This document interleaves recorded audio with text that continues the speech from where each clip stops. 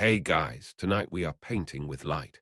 The stone walls are cold and grey, but the windows are burning with color. We are joining the medieval Glazier. We are going to piece together the giant puzzles that told stories to the illiterate world. This is a story about fragility, lead, and the brilliance of the sun. So, before you get comfortable, take a moment to like the video and subscribe. Now, watch the light filter through the glass, and let's ease into tonight's journey together. The year is somewhere in the middle of the 13th century. The exact date doesn't matter because time moves differently when you're working with something that will outlast you by 700 years. You are standing in a workshop that smells like the edge of something holy and the center of something deeply practical. This is the Glazier's Large, and it sits at the base of a cathedral that is still growing, still reaching toward heaven one stone at a time.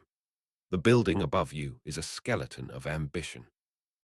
Scaffolding wraps around the nave like wooden ribs. Masons are chipping away at limestone. Carpenters are hammering oak. And you are here to fill the bones with light. The Large is a long, low building made of timber and wattle. It's tucked against the north side of the cathedral, where the shade keeps the workspace cool even in summer. The roof is thatched, patched in places where the rain has found its way through. There are no windows in the Large, except for the ones you're making, which seems almost ironic until you realize that glass is too precious to waste on the people who make it. Light comes in through the open door and through gaps in the walls where the daub has crumbled away.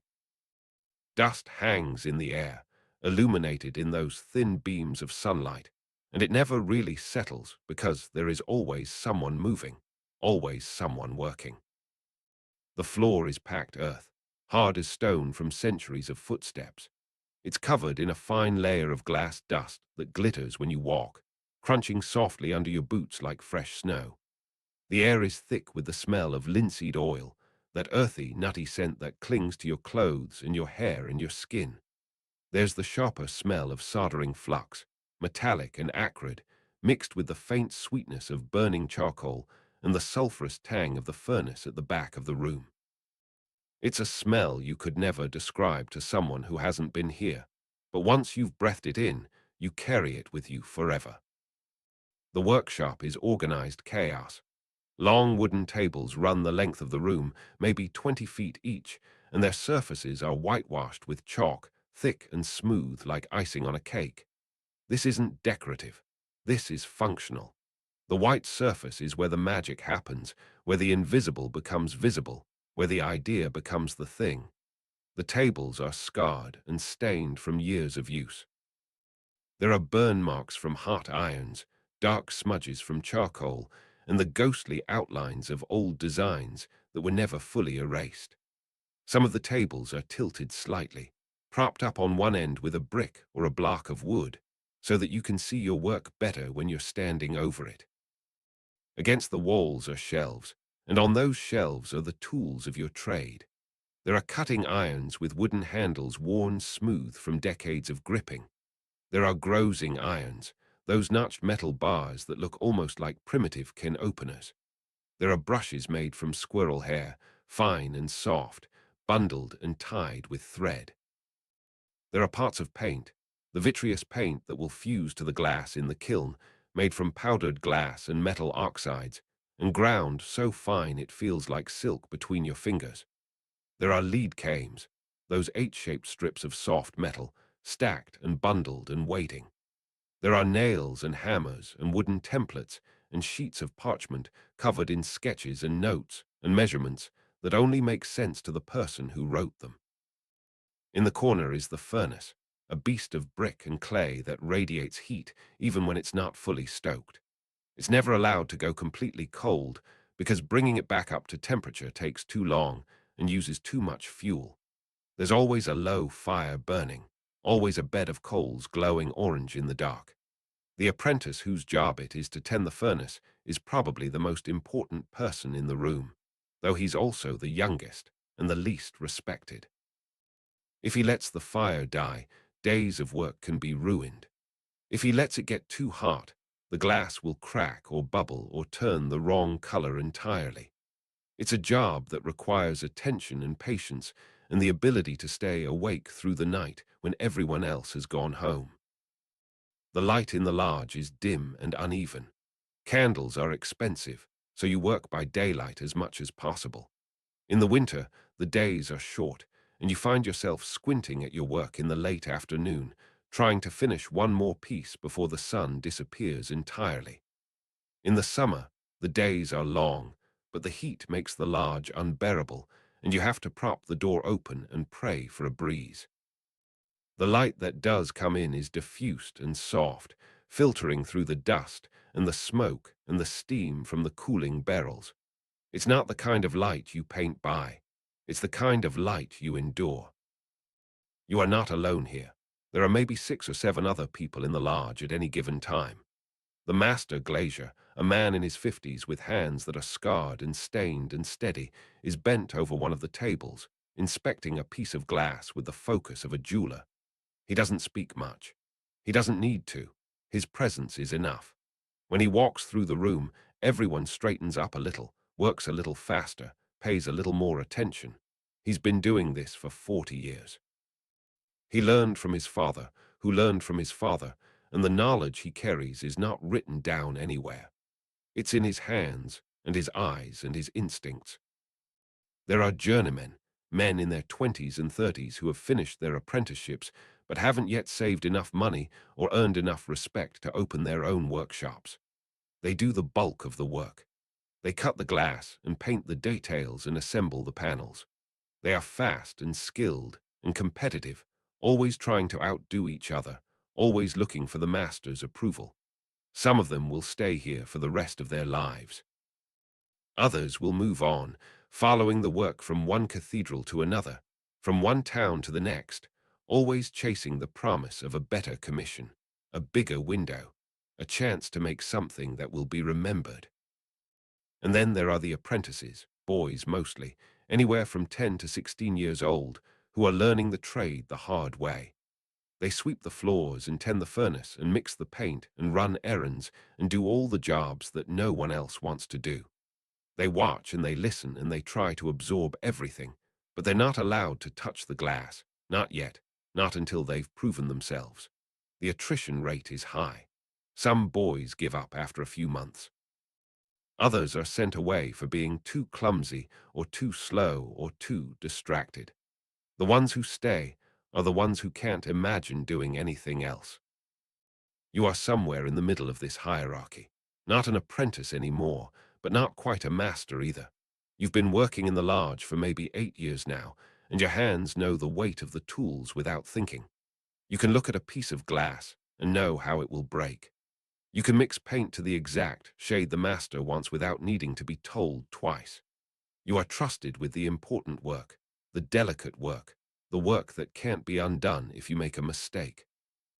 And today, you are starting a new window. The commission came from the bishop himself. It's a window for the south transept, a large lancet maybe 15 feet tall and 4 feet wide at the base. The subject is the martyrdom of St. Lawrence, the deacon who was roasted alive on a gridiron, and who, according to legend, told his executioners to turn him over because he was done on one side. It's a story that requires drama and color and detail, and the bishop has made it clear that he wants something spectacular, something that will make pilgrims stop and stare and empty their purses into the offering box. The master glazier has already sketched out the design and presented it to the bishop for approval. Now it's your job to turn that sketch into reality. The first step is the cartoon. This is not a drawing of something funny. This is the full-size pattern, the blueprint, the map that will guide every cut and every line and every piece of glass from now until the window is finished. You start by clearing one of the long tables, brushing away the remnants of the last project, the tiny shards of glass and the smudges of paint and the bent nails. You take a bucket of chalk mixed with water until it's the consistency of thin cream, and you paint the entire surface of the table with it, working in long, even strokes with a wide brush. The chalk dries quickly, leaving a matte white surface that's bright enough to see your drawing, but soft enough that you can erase mistakes with a damp rag. Once the table is prepared, you unroll the master's sketch. It's drawn on parchment, maybe 2 feet square, and it shows the entire composition in miniature. St. Lawrence is in the center, lying on the gridiron, his body twisted in pain but his face serene, almost smiling. Around him are the Roman soldiers who are stoking the fire, their faces hard and cruel. Above him are angels descending from heaven, carrying a crown and a palm branch, the symbols of martyrdom. The background is filled with architectural details, columns and arches and towers that suggest a palace or a temple. It's a complex composition, layered and dense, designed to be read from a distance. Your job is to scale this up. You take a piece of charcoal, a thick stick of it, soft and black, and you start to draw directly on the whitewashed table. You begin with the outlines, the big shapes, the structure of the composition. You draw St. Lawrence first, his body stretched out horizontally across the center of the table. You sketch the gridiron beneath him, the parallel lines of the bars. You draw the soldiers on either side, their arms raised, their bodies in motion. You draw the angels above, their wings spread wide, their robes flowing. You work quickly, loosely, not worrying about details yet, just getting the proportions right, making sure everything fits within the space. This is harder than it sounds. The window is not a perfect rectangle. It's a lancet, which means it's tall and narrow and pointed at the top. The glass will be held together by iron armatures, horizontal bars that divide the window into sections, and you have to design around those bars, making sure that the lead lines and the iron lines don't create awkward breaks in the composition. You also have to think about how the window will look from the ground. It's going to be installed maybe 30 feet up, which means that the lower parts of the window will be foreshortened and the upper parts will be more visible. You have to adjust your drawing accordingly, making the lower figures slightly larger and the upper figures slightly smaller, so that from the viewer's perspective, everything looks proportional. It takes hours. You stand at the table, leaning over it, your back aching, your fingers stained black with charcoal. You step back every few minutes to check your work, squinting at it, comparing it to the master's sketch. You erase and redraw and erase again. The other glaziers walk past and glance at your work, but no one says anything. They know better than to interrupt. This is the most important part of the process. If the cartoon is wrong, everything that follows will be wrong.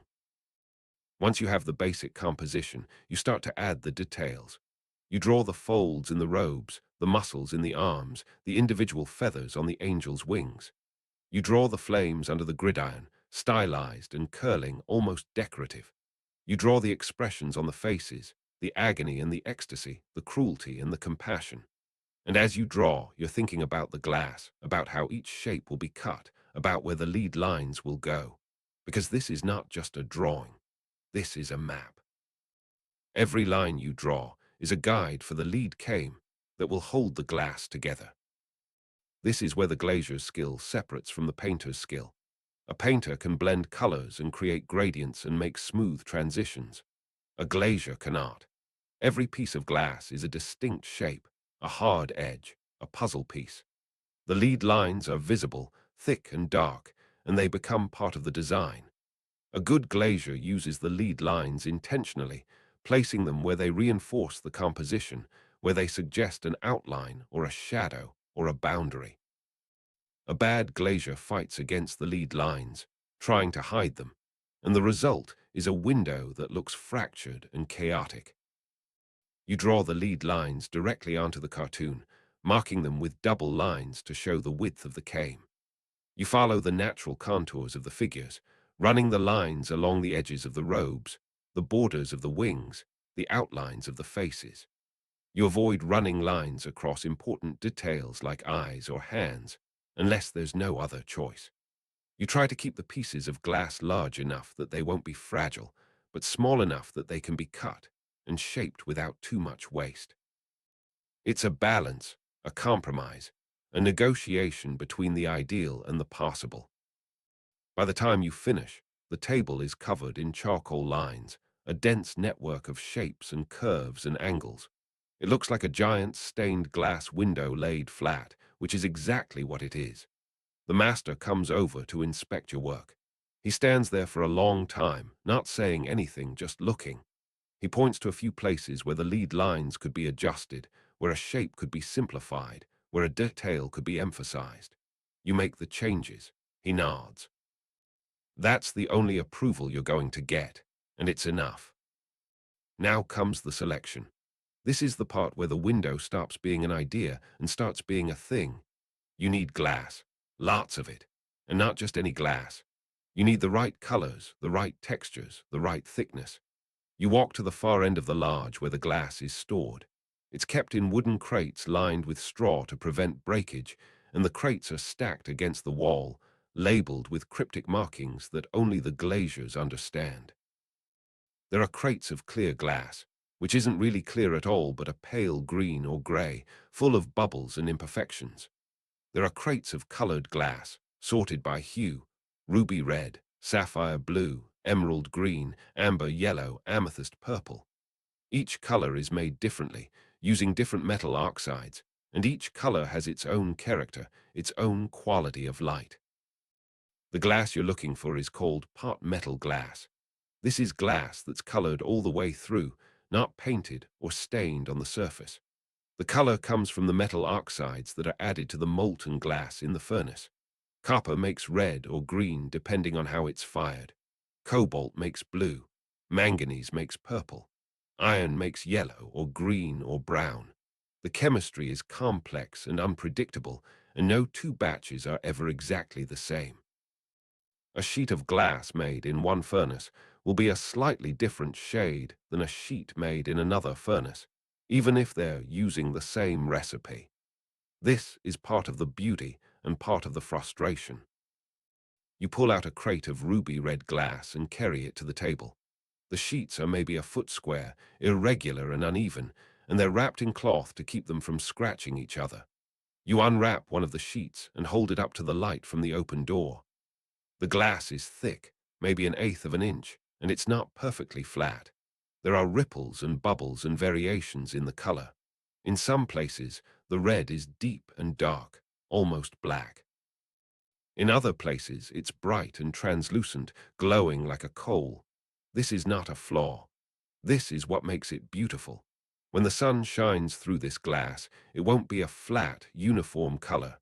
It will be alive, shifting and changing with the angle of the light and the time of day. You select the sheets you need, laying them out on the table next to the cartoon. For St. Lawrence's robe, you choose a deep blue, the color of the sky just after sunset. For the flames, you choose a bright yellow and a rich amber. For the angel's wings, you choose a pale, almost opalescent white that seems to glow from within. For the soldiers' tunics, you choose a green that's almost olive, earthy and military. For the architectural details in the background, you choose a light blue, cooler and more distant. Each choice is deliberate. Each color has a meaning, a symbolism, a role in the story you're telling. The glass is expensive. A single sheet of ruby red can cost more than a laborer earns in a month. The ruby is the most difficult color to make, requiring gold or copper and a precise firing process that often fails. If you waste glass, if you cut a piece wrong or drop it or crack it, you're wasting money and the master will not be happy. So you plan carefully. You lay the sheets out on the table and start to think about how to cut them efficiently, how to minimize waste, how to get the most pieces out of each sheet. This is where the cartoon becomes essential. You take a piece of parchment and trace each individual shape from the cartoon, numbering them so you can keep track. These tracings are called templates, and they're your cutting guides. You lay the templates on the sheets of glass, arranging and rearranging them like a jigsaw puzzle, trying to fit as many pieces as possible onto each sheet. You mark the glass with a piece of chalk, drawing around the templates, and then you set the templates aside. Now you have a sheet of glass covered in white chalk lines, and each line represents a cut you're going to make. This is where it gets interesting, because you don't have a modern glass cutter.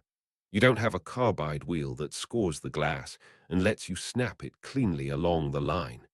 That technology won't be invented for another 500 years. What you have is fire and metal and patience. You take a cutting iron from the shelf. It's a rod of iron, maybe 8 inches long, with a wooden handle on one end and a pointed tip on the other. You put the tip into the furnace and wait for it to heat up. The iron glows red, then orange, then almost white. You pull it out and carry it to the table, moving quickly because it's cooling already. You hold the hot iron just above the surface of the glass, following the chalk line, not touching the glass but close enough that the heat transfers. The glass expands where the heat touches it, and then you move the iron away and the glass contracts. Thermal shock. The glass cracks along the line, a sharp hiss and a quiet pop, and the piece separates. It's not a perfect cut. The edge is rough and jagged, and the crack doesn't always follow the line exactly. Sometimes it veers off course, and you have to start over with a new piece of glass. Sometimes the glass shatters entirely, breaking into a dozen useless shards. This is why you plan for waste. This is why you order more glass than you think you'll need. But when it works, when the crack follows the line and the piece separates cleanly, it feels like magic. You move from piece to piece, heating the iron and cracking the glass, working methodically. The pile of cut glass grows slowly. Each piece is rough and imperfect, but each piece is one step closer to the finished window. The floor around you is littered with scraps, tiny fragments of glass that catch the light and sparkle like jewels. You'll sweep them up later, maybe save them for a smaller project, maybe just throw them away. For now, you're focused on the work. Once you've cut all the major shapes, you move on to the grozing. This is the sound that defines the glazier's workshop. This is the sound that will haunt your dreams and wake you up in the middle of the night. This is the most iconic, the most essential, the most tedious part of the entire process. You take a grozing iron from the shelf. It's a flat bar of metal, maybe a foot long, with notches along one edge like the teeth of a saw. The notches are different sizes, some fine and shallow, some deep and aggressive, so you can choose the right one for the job. You take one of the cut pieces of glass and hold it up to the cartoon, checking the fit. It's close, but not perfect.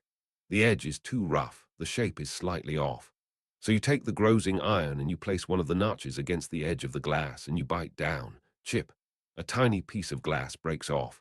You move the iron slightly and bite again. Crunch. Another piece.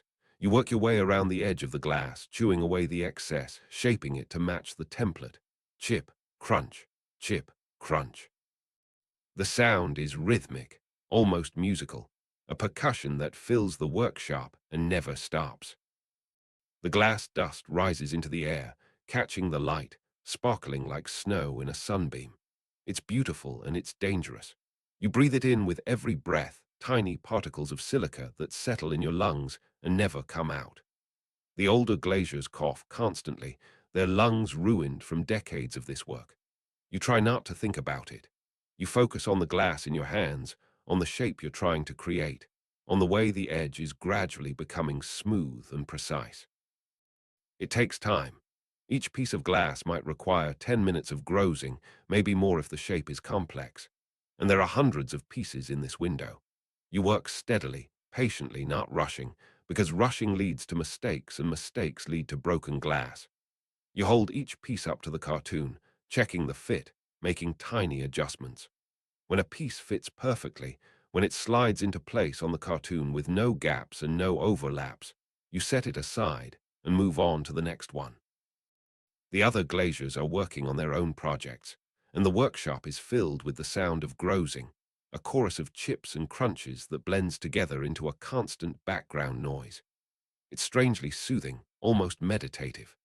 You fall into a rhythm, your hands moving automatically, your mind drifting. You think about the window, about how it will look when it's finished, about the light shining through the red and the blue and the yellow. You think about the people who will see it, the pilgrims and the priests and the nobles, the way they'll stand in the nave and look up and feel something they can't quite put into words. You think about the fact that this window will outlast you.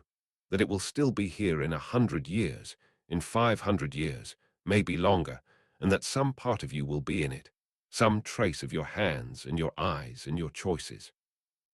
The work is slow. Days pass, then weeks. The pile of finished pieces grows gradually. You lay them out on the cartoon, fitting them together like a puzzle, and the image starts to emerge. St. Lawrence's face, serene and suffering. The angel's wings spreading across the top of the window. The flames curling and dancing beneath the gridiron. It's still just pieces of glass on a table, but you can see what it will become. You can imagine the light. The master comes by every few days to check on your progress. He picks up pieces and holds them to the light, checking the color, checking the fit. He points out mistakes, pieces that need to be recut, edges that need more grozing. He's not unkind, but he's exacting. This window represents the workshop, represents his reputation, and he won't allow anything less than perfect. You take his criticism without complaint and make the corrections. This is how you learn. This is how you get better. As you work, you start to understand the glass in a way you never did as an apprentice. You learn how different colors behave differently. The ruby red is harder than the blue, more resistant to cutting, more likely to shatter if you apply too much pressure. The yellow is softer, easier to shape, but also more fragile once it's cut. The white glass has bubbles and imperfections that you have to work around, cutting your pieces so that the flaws are in the background, not in the faces or the important details. You learn to read the glass, to anticipate how it will break, to feel the stress points before you apply the iron. You also learn patience. There are days when nothing goes right, when every piece you cut shatters, when the Grozing iron slips and takes off too much glass, when you drop a finished piece and it breaks on the floor. On those days, you want to scream, to throw the Grozing iron across the room, to walk out and never come back. But you don't. You take a breath. You clean up the mess. You start over, because this is the work. This is what it means to be a glazier. The large becomes your world. You arrive before dawn and leave after dark. Your hands are always stained with paint and dust. Your back aches from bending over the table. Your eyes strain from the close work. But there's a satisfaction in it, a deep, quiet satisfaction that comes from making something beautiful, something permanent, something that matters. You're not just cutting glass. You're translating light into story, turning sand and metal into something that will move people's souls. As the pieces accumulate, you start to see the window taking shape. The cartoon on the table is no longer just lines. It's covered with glass, each piece carefully placed, each color carefully chosen. The blue of St. Lawrence's robe is exactly the right shade, deep and rich. The red of the flames is bright and intense, jumping off the table even without light behind it. The white of the angel's wings is luminous, almost ethereal. It's starting to look real. But you're not done yet, not even close. You've cut the glass and shaped the pieces, but now you need to paint the details. The faces, the hands, the folds in the robes, the individual hairs on the heads of the saints. None of that can be achieved with colored glass alone. For that, you need vitreous paint, a special mixture of powdered glass and metal oxides that will fuse to the surface of the glass when it's fired in the kiln. You need to become a painter as well as a glazier, and the techniques are completely different. But that's a story for another night. For now, you stand at the table, surrounded by pieces of cut glass, the air filled with the smell of linseed oil and the sound of Grozing irons and the sparkle of glass dust in the light. You pick up another piece, hold it to the cartoon, check the fit. Chip, crunch, chip, crunch. The sound continues, steady and rhythmic, the heartbeat of the workshop. The window is growing, piece by piece, and you're part of something larger than yourself, something that will last long after you're gone. The light outside is fading. The other glaziers are starting to put away their tools, sweeping up the glass dust, covering their work with cloth to protect it overnight. But you're not ready to stop yet. You have a few more pieces to finish, a few more edges to groom. You light a candle and set it on the table, the flame flickering in the draft from the door. The light is warm and yellow, and it makes the glass glow, even the pieces that are still rough and unfinished. You can almost see what they'll become. You pick up the Grozing iron again. Chip, crunch, chip, crunch. The sound echoes in the quiet large, mixing with the distant sounds of the cathedral construction, the hammering and the chiseling, and the voices of the masons calling to each other in the fading light. You're building something together, all of you, each in your own way. They're building the bones, the stone walls, and the vaulted ceilings. You're building the soul, the windows that will fill those walls with color and light and meaning. Your hands move automatically now, shaping the glass, checking the fit, making the tiny adjustments that turn a rough piece into a perfect piece.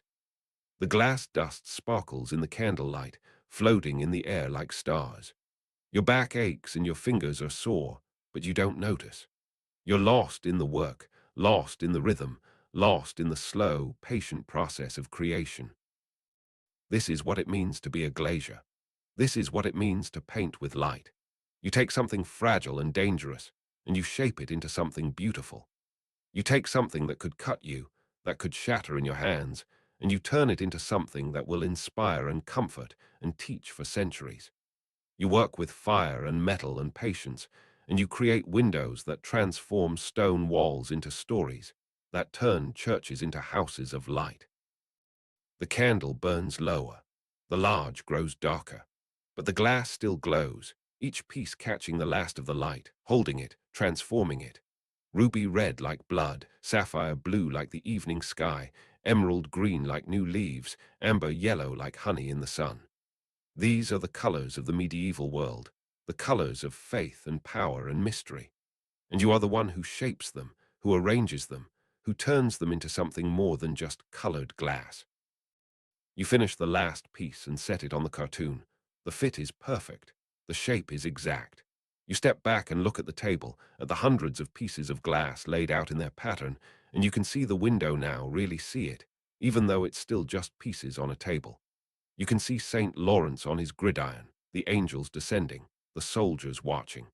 You can see how the light will move through it, how the colors will glow, how the lead lines will create shadows and depth. It's all there, waiting. Tomorrow you'll start the painting. Tomorrow you'll add the details that will bring the faces to life, that will give the figures weight and presence and emotion. Tomorrow you'll mix the vitreous paint and heat the kiln and begin the delicate work of adding shadows and highlights and textures. But tonight you're done. Tonight you can rest. You blow out the candle and walk to the door. The cathedral looms above you, dark against the darkening sky. The scaffolding is empty now, the workers gone home. But in a few months, maybe a year, your window will be installed in that south transept, and the light will pour through it, and the story of St. Lawrence will be told in color and glass and lead. People will stand beneath it and look up, and they'll see something beautiful, something holy, something that speaks to them without words. And you'll know that you made it. You and the other glaziers working together in this smoky lodge at the base of an unfinished cathedral. You cut the glass and shaped it and painted it and assembled it, piece by piece, day by day, chip by chip, crunch by crunch. You took sand and fire and turned it into light. That's your job. That's your craft. That's your art. The glass dust is still sparkling on the floor, catching the last light from the open door. It looks like stars scattered across the earth, tiny fragments of something precious, something beautiful, something that will never quite settle. You sweep it up, or you try to, but some of it stays, ground into the packed earth, becoming part of the floor, part of the large, part of the history of this place. This is the Glazier's Large. This is where miracles are made, one tiny piece at a time. This is where light is shaped and colored and controlled. This is where stories are told in glass. And tonight, as you walk out into the cool evening air, as you head home through the narrow streets of the medieval town, you carry the smell of linseed oil and the glitter of glass dust and the memory of that sound. Chip, crunch, chip, crunch, the sound of creation, the sound of patience, the sound of light being born. Morning comes cold and grey, the kind of morning where the light barely penetrates the workshop, where the candles seem brighter than the sun. You're back at the table before most of the other glaziers have arrived, and the pieces of glass are waiting for you exactly as you left them, arranged on the cartoon like a puzzle that's been solved but not yet locked together. They look incomplete in this dim light, beautiful but empty, shapes without souls. Today you're going to change that. Today you're going to add the shadows. Glass paint is a strange substance. It's not paint the way most people think of paint. It's not there to add color. The color is already in the glass, baked into its molecular structure, permanent and unchangeable. The paint is there for something else entirely. The paint is there for depth, for detail, for the illusion of 3 dimensions on a flat surface. The paint is there to create shadows, and shadows are what make something look real. You walk to the shelf where the paint materials are kept. There are several small parts, earthenware vessels sealed with wax, and each one contains a different ingredient. You take down the pot of iron-oxide, a rust-red powder that's been ground so fine it feels like flour between your fingers. This is the base, the pigment that will darken when it's fired. Next you take the pot of ground glass, which is exactly what it sounds like. Waste glass that's been crushed and ground in a mortar until it's reduced to a powder finer than sand. This is the flux, the material that will fuse the paint to the glass surface when it's heated in the kiln. You pour some of each powder onto a small slab of marble, maybe 6 inches square, that's kept on the table specifically for this purpose. The proportions are critical. Too much iron oxide, and the paint will be too dark, too opaque, blocking the light entirely. Too much ground glass, and the paint will be too transparent, barely visible. You've done this enough times that you don't need to measure. You can judge by eye, roughly 3 parts ground glass to 1 part iron oxide, give or take. You use a flat piece of glass, a muller, to grind the 2 powders together, working them in small circles, mixing them thoroughly until they're a uniform gray-brown color. Now comes the liquid. You could use water, but water dries too quickly and doesn't suspend the particles well. You could use oil, but oil doesn't evaporate and makes the paint difficult to fire. What you use is wine. Not good wine, obviously. Cheap wine, the kind that's starting to turn to vinegar, the kind that the tavern keeper would throw out. You pour a small amount onto the powder and start to mix it with a palette knife, working it into a paste. The consistency is important. Too thick and it won't flow from the brush. Too thin and it won't have enough opacity. You want something like ink, smooth and fluid, but with enough body that it will stay where you put it. The smell of the wine mixes with the iron oxide and creates a scent that's both earthy and slightly sour, like old blood and fermented grapes. It's not unpleasant, but it's distinctive, and it's a smell you'll carry with you for the rest of your life. A smell that will always mean this work, this place, this moment. You take a brush from the shelf. These are not the cheap brushes the apprentices use for mixing or cleaning. These are fine squirrel hair brushes, expensive and delicate, with points so fine you could paint individual eyelashes if you wanted to. The master keeps them in a wooden box, wrapped in cloth, and you're only allowed to use them if you've proven yourself capable. You've earned that right. You select a piece of glass from the cartoon, one of the faces. St. Lawrence himself, the centerpiece of the entire window. His face is cut from a piece of pale glass, almost clear, with just a hint of pink tint to suggest flesh. Right now it's blank, featureless, just a shaped piece of glass. Your job is to give it a face, to give it expression, to give it life. You lay the glass piece on the table and secure it with small lumps of beeswax so it won't move. You dip your brush in the paint and wipe off the excess on the edge of the marble slab. Then you begin. You paint the outline of the eyes first, 2 almond shapes, slightly tilted upward, the way they're drawn in the cartoon. The paint flows from the brush in a thin, dark line. You paint the nose, a simple line with 2 small curves for the nostrils. You paint the mouth, slightly curved, suggesting that mysterious smile the master wanted, the smile of a man who knows something his torturers don't. This is not easy. The brush is so fine that a single hair out of place can ruin a line. Your hand has to be absolutely steady. You're painting on glass, which means you can't press down too hard or the brush will skip and the line will break. But you also can't be too tentative or the line will be too faint. You have to find that perfect pressure, that perfect speed, that perfect angle where the paint flows smoothly and the line is clean and confident. You paint the outline of the face, the curve of the cheek, the line of the jaw. You paint the hair, simplified into stylized waves and curves. You paint the ear, just visible on one side. Each stroke has to be deliberate. Each line has to be exactly where it needs to be. There's no room for error because there's no way to erase. If you make a mistake, you have to wash the entire piece of glass and start over. But your hand is steady. Your eye is trained. The lines appear on the glass, dark against the pale surface, and the face begins to emerge. It's still just an outline, a cartoon within a cartoon, but you can already see the expression, the serenity, the quiet strength. You step back and look at it. The master is right. This face needs to convey suffering without despair, pain without loss of faith. You think you've captured it, but you won't know for sure until the paint is fired and the light shines through. Now comes the shading. This is where the real artistry lies. You mix a thinner wash of paint, more wine and less pigment, so it's translucent rather than opaque. You paint this over areas of the face where you want shadow, the side of the nose, the hollows under the eyes, the underside of the chin. You build up the shadows gradually, layer by layer, letting each layer dry slightly before adding the next. Too much shad, and the face looks muddy and crude. Too little and it looks flat and lifeless.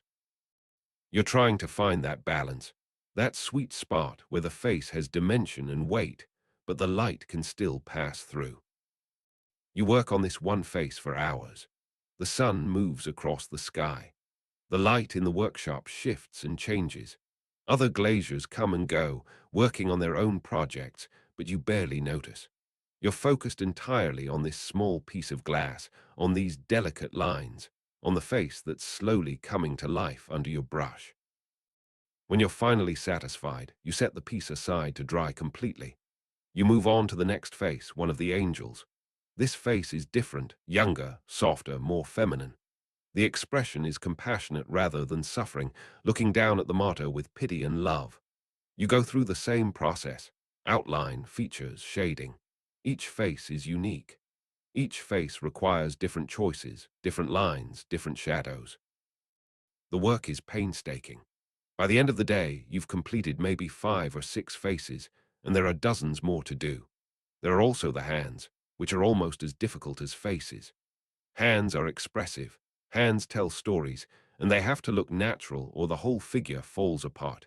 You paint fingers and thumbs and the folds of skin at the knuckles.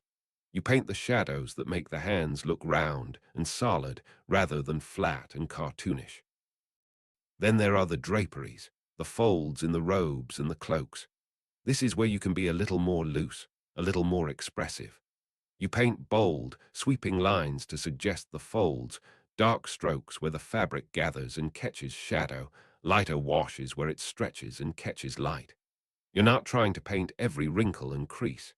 You're trying to suggest volume, to make the viewer's eye fill in the rest. Days pass. The pile of painted glass pieces grows slowly. Each piece has to dry completely before it can be fired, and you're working on dozens of pieces simultaneously, moving from one to the next, always waiting for paint to dry, always checking to make sure the lines are clean and the shadows are right. The table is covered with pieces of glass in various stages of completion. Some are finished, the paint dry and ready for firing. Some are half done, waiting for additional layers. Some are just started, with only the basic outlines sketched in. The master comes by regularly to check your work. He picks up each piece, holds it to the light, examines it with the critical eye of someone who has spent 40 years doing this. Sometimes he nods. Sometimes he says nothing. Sometimes he points out a problem, a line that's too thick, a shadow that's too heavy, an expression that doesn't quite match the sketch. You take his criticism seriously and make the corrections. This is how you improve. This is how you learn to see. When you have enough pieces painted and dried, you move on to the firing. This is the moment of truth. the moment where everything can go right or catastrophically wrong. The kiln is at the back of the workshop, a brick structure about the size of a large oven, with a heavy iron door and a bed of fire bricks inside. The apprentice has been keeping it at a low temperature, just enough to keep the bricks warm, and now you need to bring it up to firing temperature. You arrange the painted pieces of glass on a large iron tray, spacing them carefully so they don't touch each other. You slide the tray into the kiln and close the door. Then you start to build up the fire. You add charcoal to the bed of coals, building it up gradually, watching the temperature rise. You need to get the kiln hot enough that the ground glass in the paint melts and fuses to the surface of the glass, but not so hot that the glass itself softens and distorts. It's a narrow window, somewhere around 1100 to 1200 degrees, and you have no thermometer. You judge by eye, by experience, by the color of the glow inside the kiln. The firing takes hours. You have to maintain a steady temperature, not too hot, not too cold, and you have to watch for any signs of trouble. If the temperature rises too quickly, the glass can crack from thermal shock. If it rises too slowly, the paint won't fuse properly. You peer through the small viewing hole in the kiln door, watching the glass glow orange in the heat, watching the paint darken and change as the iron oxide oxidizes and the ground glass melts. The smell that comes from the kiln is intense and slightly nauseating. It's the smell of wine turning to vapor, mixed with the metallic smell of hot iron and the dusty smell of hot brick. You can taste it in the back of your throat, acrid and bitter. But you stay there, watching, waiting, making small adjustments to the fire, adding a piece of charcoal here, opening the vents slightly there, constantly managing the temperature. Finally, after what feels like an eternity, but is probably 3 or 4 hours, you judge that the firing is complete. You stop adding fuel and let the fire die down gradually. You can't open the kiln yet. If you expose the hot glass to cool air too quickly, it will crack. You have to let it cool slowly, naturally, overnight if necessary. So you bank the fire, close the vents, and walk away. This is the hardest part. The waiting, the not knowing if everything worked, or if you just wasted days of work. You sleep fitfully that night. You dream about glass shattering, about paint that didn't fuse, about pieces that came out warped and ruined. But when you return to the workshop in the morning and carefully open the kiln door, the glass is intact. You pull out the tray and examine each piece. The paint has fused perfectly. The lines are sharp and dark. The shadows are subtle and translucent. The faces look real, expressive, alive. You hold one up to the morning light, and the paint creates exactly the effect you wanted. Depth, dimension, the illusion of three-dimensional form on a two-dimensional surface.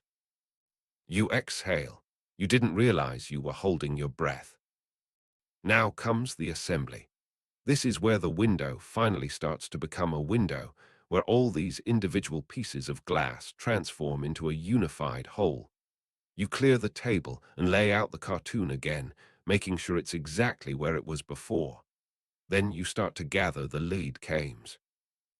The cames are stored in bundles, long strips of lead maybe 6 feet long, and they're incredibly soft. Lead is one of the softest metals, soft enough that you can bend it with your hands, soft enough that you can cut it with a knife. Each came is shaped like an H in cross-section, with 2 channels running along its length.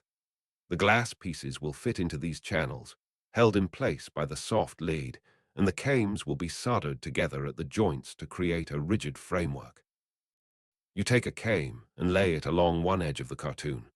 Use a sharp knife to cut it to the exact length you need, and the lead cuts easily, like cutting through cheese. You press the came down onto the table and fit the first piece of glass into the channel. The glass slides in smoothly, held by the soft lead, and you use a small wooden tool to press the came against the glass, making sure it's tight and secure. Then you take another piece of glass and fit it next to the first one, and you take another came to separate them. Glass, lead, glass, lead.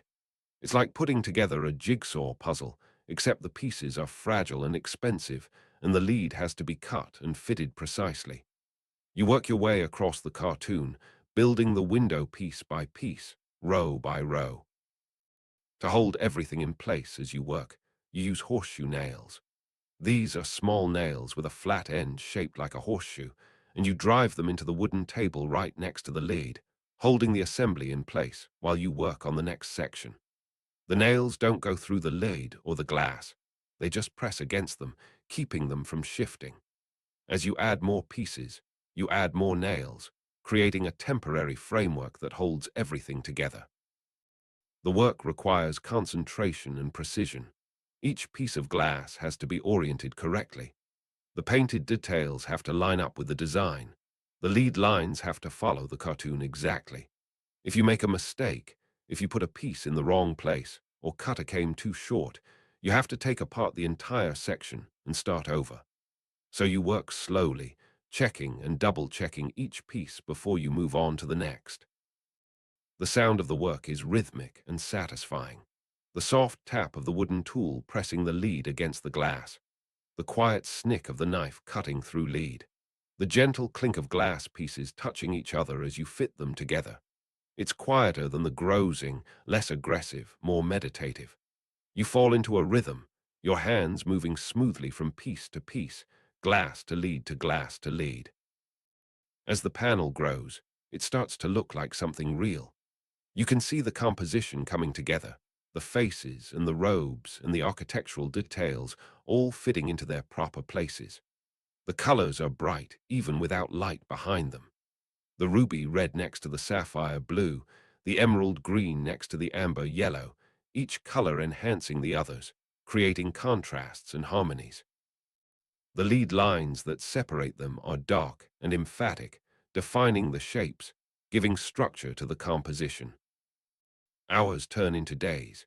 You work on the panel whenever you can, fitting pieces, cutting cames, pressing everything into place. Other glaziers work on other panels for the same window. The window is too large to assemble as a single piece, so it's been divided into several panels that will be joined together when they're installed. You're responsible for the central panel, the one with St. Lawrence and the gridiron, the most important and most complex part of the entire window. The master comes by frequently to inspect your work. He checks the fit of the glass pieces, making sure there are no gaps. He checks the lead lines, making sure they follow the design. He runs his finger along the surface, feeling for any pieces that aren't quite flush, any places where the lead isn't pressed tight enough. He doesn't say much, but when he finds something wrong, he shows you how to fix it. You loosen the nails, adjust the came, press it tighter, check again. Perfection is the only acceptable standard. When all the glass pieces are finally in place, when the entire panel is assembled on the table, held together by lead and horseshoe nails, you step back and look at it. It's beautiful.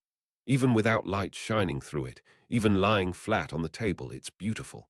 The colors are vibrant. The painted details are crisp. The composition is balanced and dynamic. St. Lawrence lies on his gridiron, his face serene, the angels descending from above, the soldiers watching from below. It's exactly what the master sketched, exactly what the bishop wanted, except it's real now, tangible, three-dimensional. But it's not finished. It's still just pieces of glass held together by soft lead and temporary nails. To make it permanent, to make it strong enough to be installed in the cathedral, you need to solder the joints. Soldering is hot, precise work. You have a small furnace next to the table, just a brazier really, with a bed of glowing coals. In the coals are several soldering irons, metal rods with pointed copper tips that are kept constantly hot. You also have a pot of solder, an alloy of tin and lead that melts at a relatively low temperature, and a jar of rosin flux, a sticky resin that helps the solder flow and bond to the lead.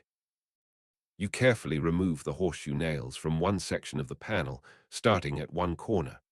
Without the nails, the lead cames are free to move, held together only by the friction of the glass pieces in their channels. You take one of the hot soldering irons from the brazier. The copper tip is glowing orange.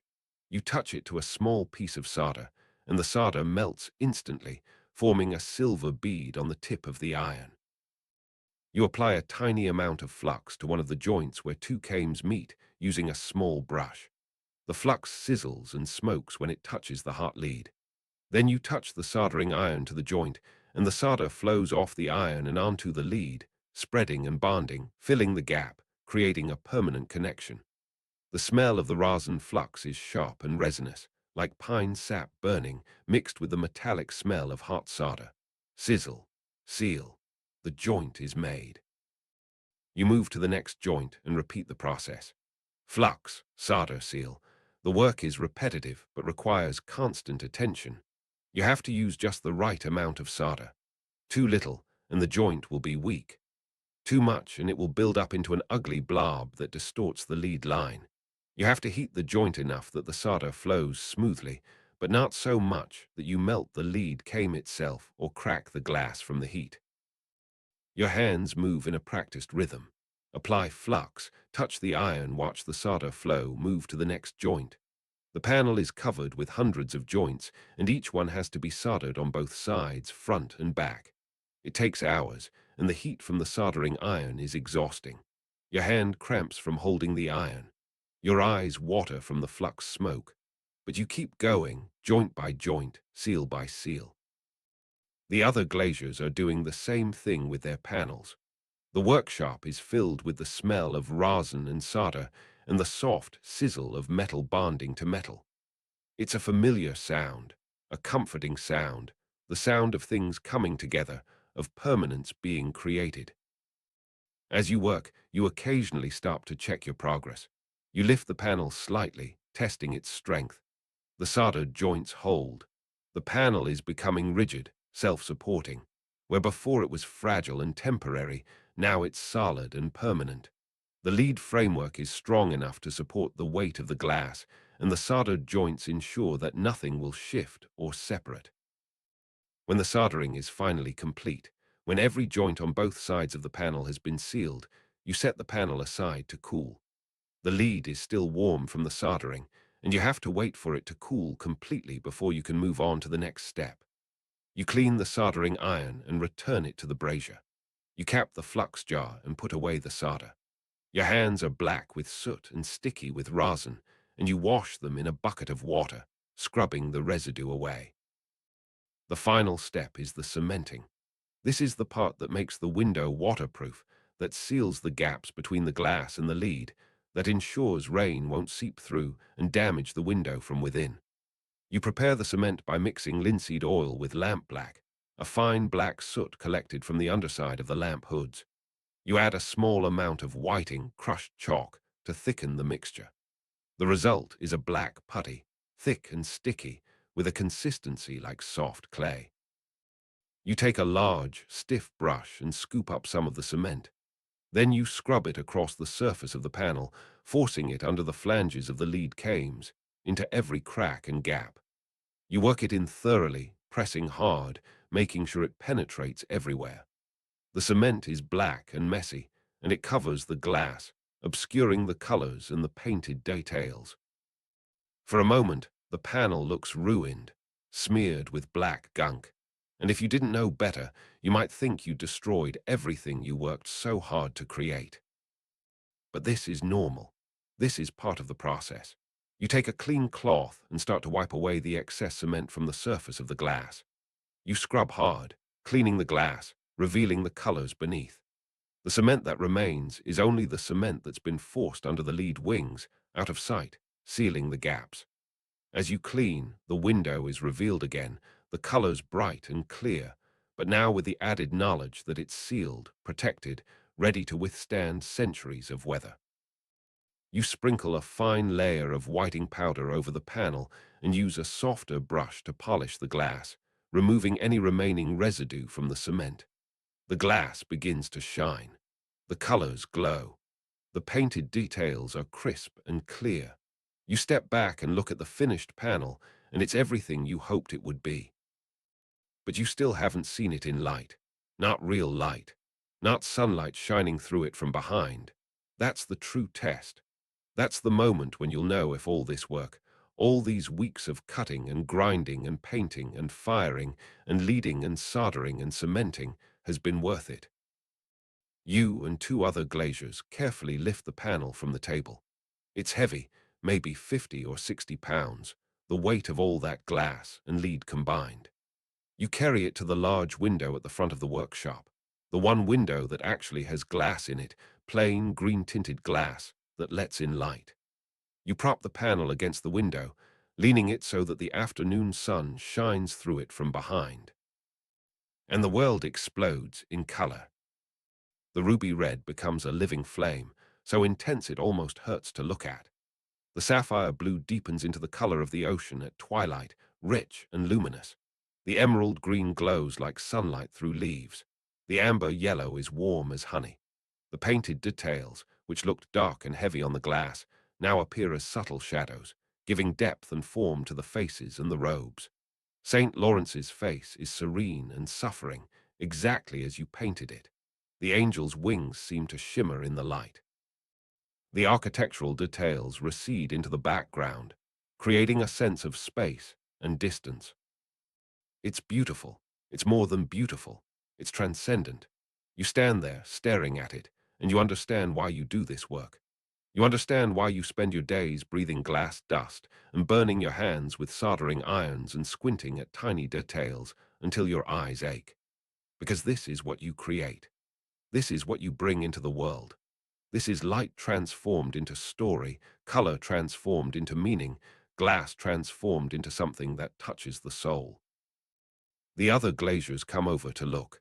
They stand silently, appreciating the work, understanding what it took to create this. The master walks over and stands beside you. He looks at the panel for a long time, his critical eye examining every detail, every lead line, every painted stroke. Then he nods. Good, he says, just that one word. But from him, it's the highest praise you could receive. The panel is finished. The other panels are finished. The window is ready to be installed. In a few days, a team of masons and carpenters and glaziers will carry the panels up into the cathedral, up the scaffolding, up to the south transept where the window opening is waiting. They'll set the panels into the iron armatures that are already in place. They'll seal them with mortar and lead strips. And when the scaffolding comes down, and the sun shines through that window for the first time, the whole cathedral will be transformed. But that's future. That's not yet. Right now, in this moment, you're standing in the workshop at the base of an unfinished cathedral, and you're looking at a panel of stained glass propped against a window, and the light is pouring through it, filling the dim workshop with color. The ruby red casts a warm glow on the floor. The sapphire blue reflects off the walls. The amber yellow dances across the ceiling. The workshop, which is usually dark and smoky and gray, is suddenly alive with light. You feel exhausted. Your back aches from bending over the table for weeks. Your hands are stained and scarred and sore. Your eyes are tired from the close work. But you also feel a deep satisfaction, a sense of completion, a knowledge that you've made something good, something permanent, something that will outlast you. The sun is setting now. The light is fading. The colors in the panel are growing dimmer, softer, more subtle. Soon it will be dark, and the panel will just be glass and lead again, waiting for tomorrow's light. You carefully move the panel away from the window and lean it against the wall where it will be safe overnight. You cover it with a cloth to protect it from dust. The other glaziers are putting away their tools, sweeping up the scraps, banking the fires. The day is ending. The work is done, at least for now. Tomorrow there will be more work, always more work, more windows to design and cut and paint and assemble. But tonight, you can rest. You blow out the candles. You close the door of the workshop. You walk out into the cool evening air, and the cathedral looms above you, dark and massive, its windows empty and black. But soon, in a few days, one of those windows will be filled with color and light. One of those empty openings will tell the story of St. Lawrence, and everyone who sees it will stop and look and feel something, even if they can't put it into words. You walk home through the darkening streets. The smell of linseed oil and rosin and glass dust clings to your clothes. Your hands still have traces of black cement under the fingernails. You're tired, bone tired, the kind of tired that comes from weeks of focused, demanding work. But you're also satisfied. You made something beautiful today. You made something that will last. You took sand and fire and metal and turned them into light. That's your craft. That's your art. That's your gift to the world. The stars are coming out now, tiny points of light against the darkening sky. They look like pieces of glass, you think, scattered across the heavens.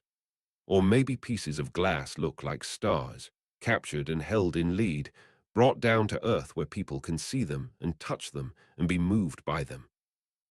You think about the window. You think about how it will look when it's installed, when the morning sun pours through it, when the afternoon light makes the colors glow, when the evening sun turns the ruby red into living fire. You think about the people who will see it, the pilgrims and the priests and the nobles and the common folk, all of them standing in the nave and looking up and seeing the story of St. Lawrence told in glass. And you think about the fact that long after you're gone, long after everyone you know is gone, that window will still be there. Children will be born and will grow old and will die, and the window will still be there. Kingdoms will rise and fall, and the window will still be there.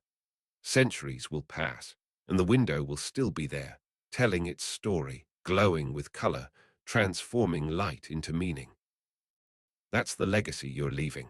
That's the mark you're making on the world. Not a name carved in stone, not a monument to yourself, but a window that fills a church with light. Most people will never know who made it. They'll never know your name or your face or your story.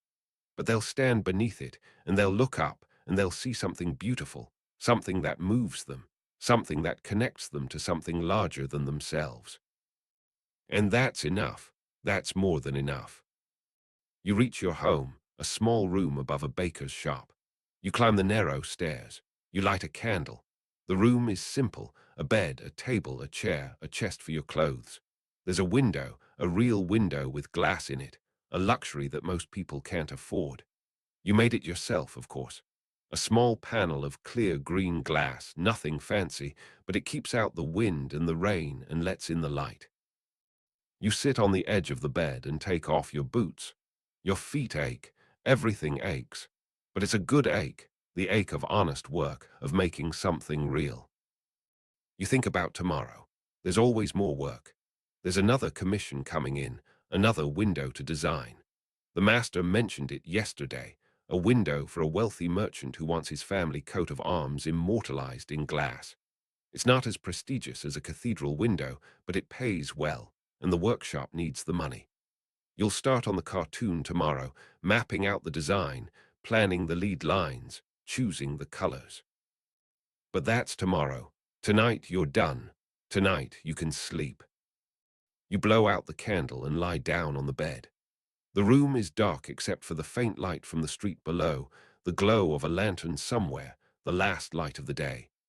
You close your eyes and you can still see the colors: the ruby red, the sapphire blue, the emerald green, the amber yellow.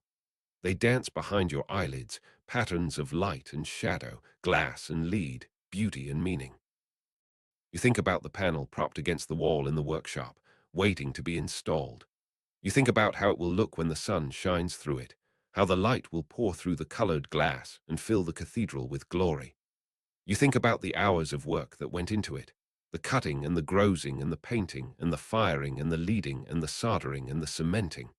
Every chip and crunch of the grozing iron, every brush stroke of paint, every bead of solder, every scoop of black cement.